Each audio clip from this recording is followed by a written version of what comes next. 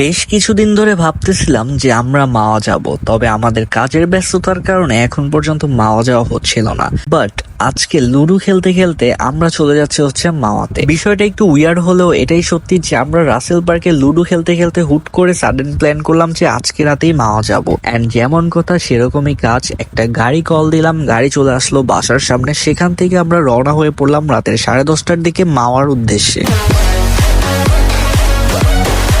Hello what's up I am Joy and welcome to channel 7 explorer. So guys, কি অবস্থা সবার? এখন আমরা আছি হচ্ছে মুক্তারপুর ব্রিজে। মুক্তারপুর ব্রিজ পার করে আমরা মুন্সিগঞ্জ দিয়ে মাওয়া যাচ্ছি। রাতের অপরূপ এই সৌন্দর্য রাস্তা উপভোগ করতে করতে আর গান বাজনায় মেতে আমরা সবাই চলে যাচ্ছি হচ্ছে মাওয়াতে। সো আমাদের যেতে কিন্তু বেশ খানিকটা সময় লাগে নাই, খুবই অল্প সময় রাতের অপরূপ রাস্তাগুলো দেখতে দেখতে চলে গিয়েছিলাম হচ্ছে মাওয়াতে। মাওয়াতে আসার খুশিতে সানজিদ আর হাফিজ কিন্তু খুব ভালো জোরে সোরে একটা নাচ দিচ্ছিল, যেটা না দেখলে আপনারা একটা বড় সড়ো জিনিস মিস করবেন। দ্যাটস ওয়াই একটা র ফুটেজ আপনাদেরকে দিয়ে দিলাম।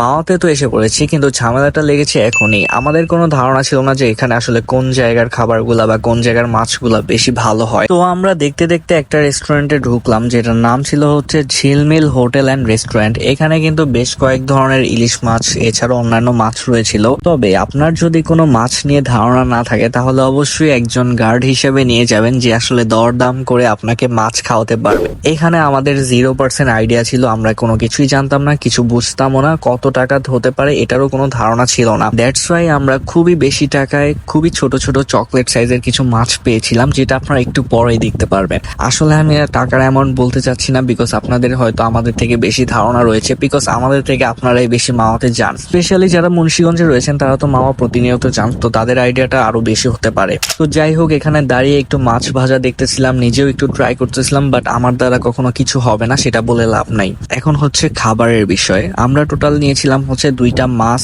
আর হচ্ছে ভর্তা ছিল 2-1 পদের ভর্তা। একটা হচ্ছে মাছের লেজের ভর্তা আর একটা ছিল পেঁয়াজ ভর্তা। 2টা ভর্তাই 100% আমার কাছে ভালো লাগছে এন্ড 2টাই পারফেক্ট টেস্ট ছিল, কম্বিনেশনও জোস ছিল। স্পেশালি ভাত দিয়ে খেতে আরো বেশি ভালো লাগতেছিল, বাট ডালটা একটু এভারেজ ছিল। এদিকে মাছের কথা কি বলবো, দেখতে পারতেছেন কত ছোট একটা টুকরা ছিল। আমাদের ভুল হয়েছে, আমরা মাছ চুজ করতে পারি নাই। ইভেন মাছের পিসগুলো আমরা বলছিলাম ছোট করতে, বাট এত ছোট করে দিবে সেটা আমাদের ধারণাও ছিল না। সো চালাক মানুষের জন্য মাওয়া যাওয়া উচিত, তবে আমাদের মতো বোকারা গেলে আসলে এরকম ধরা খেয়ে আসতে হবে, এটাই স্বাভাবিক। বাই দ্য ওয়ে, একটা কথা বলে রাখি, এরকম অনেক অনেক মারা খাওয়ার অভ্যাস আমাদের ছোটবেলা থেকেই রয়েছে আর আমরা কম জায়গায় গিয়ে মারা খাই নাই, এটা নতুন নয়। ওকে, যাই হোক, অনেক তো হলো খাওয়া দাওয়া শেষ করে এখন আমরা আবারও ব্যাক করতেছি হচ্ছে বাসায় যাওয়ার জন্য। এখানে অলমোস্ট প্রায় 2-3 ঘন্টা সময় লস করে আমরা এখন চলে যাচ্ছি হচ্ছে বাসায়। এই ছিল শর্ট একটা মাওয়া ট্রিপ। কেমন লাগছে ভিডিওটা বলে দিবেন, এন্ড আমাদের মতো কে কে এভাবে ধরা খেয়েছেন ওইটাও মাস্ট কমেন্টে বলে যাবেন। সো ভিডিওটা যদি ভালো লাগে অবশ্যই একটা লাইক দিয়ে দিন। দেখা হবে নেক্সট ব্লগে। আল্লাহ হাফেজ, বাই বাই। ওয়েট, ম্যাজিক মামুনের একটা ড্যান্স দেখে যান, না হলে বলবেন ভাই ব্লগটা তো জোস হয় নাই।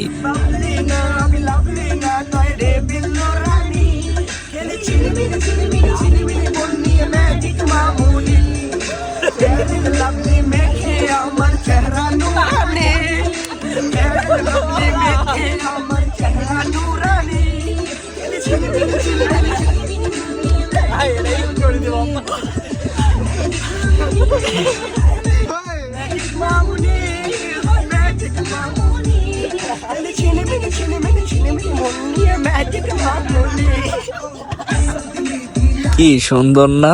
এরকমই চলে আমাদের মাঝে। টাটা।